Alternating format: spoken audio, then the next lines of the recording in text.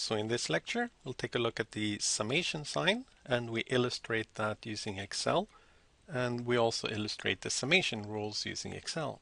Here I have 6 numbers in Excel. I denote them using the standard X subscript symbol. So this is my X1, my X2, X3, X4, X5, and X6. To calculate sum, I goes from 1 to 6 xi.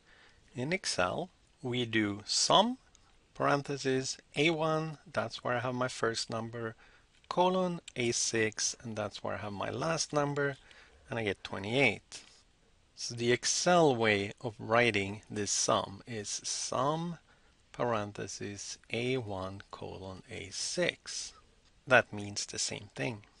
The first rule was that the sum of constants is equal to n times that constant. The illustration in Excel would be something like this. Here my constant is 7. I add this constant 6 times, so n is equal to 6. And the sum must be 6 times 7. To illustrate the next rule, taking the constant out of a sum, I've put a constant here in cell D1, 5. I have n is equal to 6 numbers. It's my x1, x2, so on, all the way to x6. In cell B3, I type equal to D1 times A3.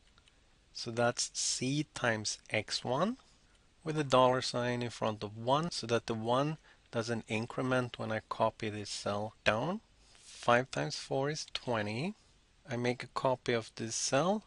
So here I have C times X1, here I have C times X2, and so on. If I do sum B3 colon B8, then that is precisely the sum here on the left hand side.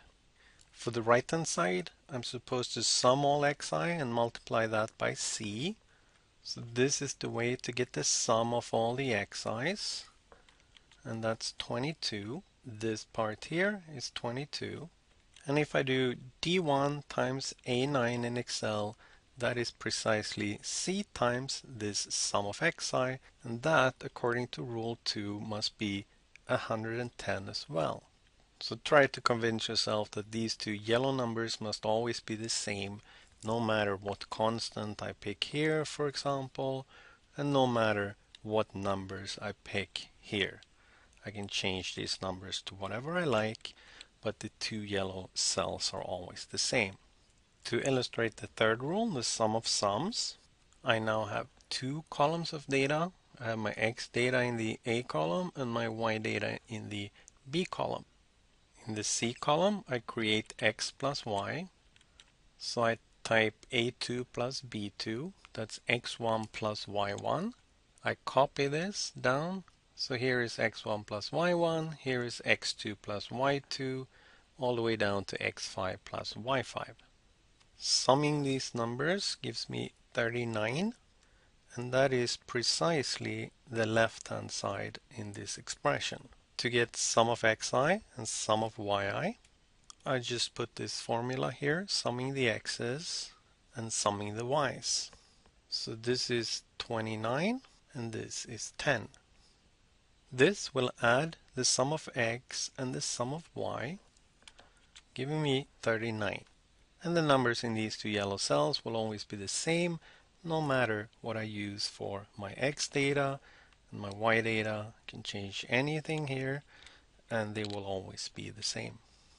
Finally, to illustrate breaking up the sum, I have here a sequence of 9 numbers.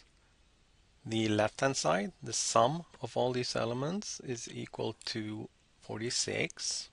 And I can break this sum up into 2 parts. Here n is 9, so let's try m equal to 5, for example. Then this is the first sum of the first 5 elements. This is the second sum of the remaining elements. In this example, I had 26 plus 20. And we see that we get the same result if I break up the sum into 2 parts like this.